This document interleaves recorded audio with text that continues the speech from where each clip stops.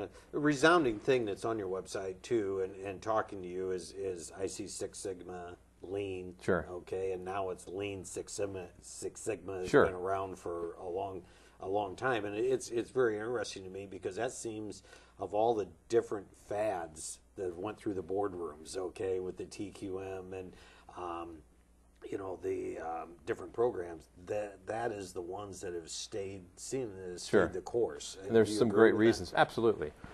Really, and I was actually talking to Stan on our camera over here earlier about this. It's been an evolution of practices that really have stood the test of times. It's really, when you look at Lean Six Sigma, it's taking science, the scientific approach, and applying it to solving problems. Whatever those problems are, it could be about innovation, it could be about a better process, it could be about a people process. If you start to look at things, everything's really a process. Even the thing that we're doing right now, here's a process of making this show. So it's designed to figure out how to do the process better. It could be about waste reduction, it could be about whatever it is.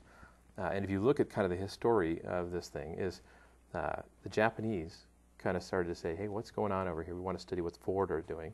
And then Deming and Duran and these guys are going. And so these guys, the Japanese people, were learning what we were preaching. Mm-hmm. Maybe not as much as we were. And so they started to do this stuff, and Toyota started doing this kind of stuff. And really just, we call it the farming approach. It's just over time doing the same thing over again, kind of doing the right thing, tilling the soil. No real superstar tactics, just incrementally continual improvement. And that's kind of the base of that too. So these guys did it. We said, wow, Toyota's really kicking some butt on the marketplace. Toyota Production System, aka Lean. And again, using the scientific principles, Six Sigma kind of on a separate parallel path perhaps. And what they did is they were using these scientific tools that Deming and Duran and some of these guys had come up with. There's really not a lot of new stuff there. But what Motorola did, who created the Six Sigma methodology, is they put it all together in a cohesive package. And it was called MAIC, Measure, Analyze, Improve, Control.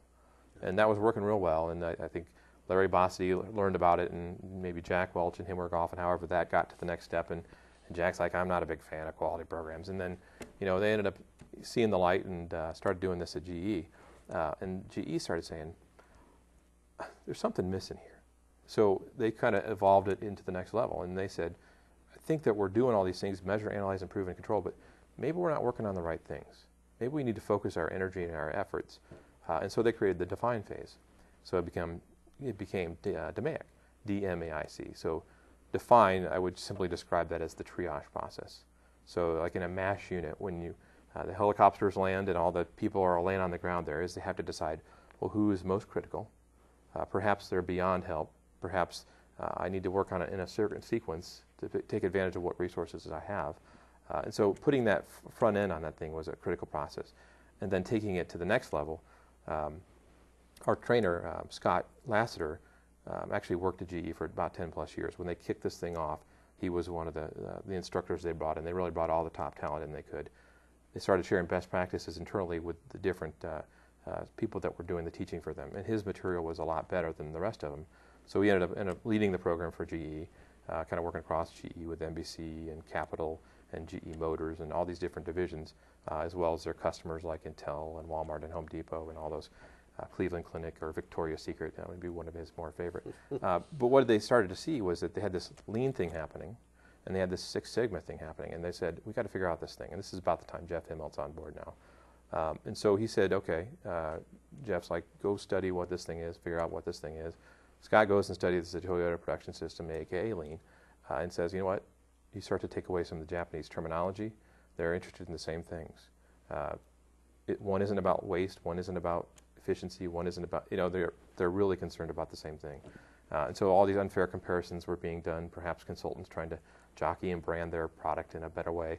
And Scott says, no, these are the same methodology. And so GE said, we're going to take that approach. It's Lean Six Sigma, and that's kind of the latest evolution where Lean Six. And so it has had staying power. It's been around for quite some time. And one of the other reasons is the financial component that's with that. If you start to look at some of these methodologies, perhaps TQM, where we took our name from, and all these quality circles and things, is they didn't really have a bottom line result, or if they did, they weren't measuring it. And so what Six Sigma says, well, we need to have a friend in finance. We need to make sure that someone else outside of this validates this. So there's some objectivity to it. And so that's a big key reason I think that this has stood the test of time, is it's all about bottom line results. Because we were talking about this earlier, is if you're not measuring marketing, well then it's not really marketing. You really need to see results. That's the reason that you're doing this stuff, and there's really no other reason to do it. If you are a nonprofit and would like to participate in the show, please contact me at info@business901.com. Thank you.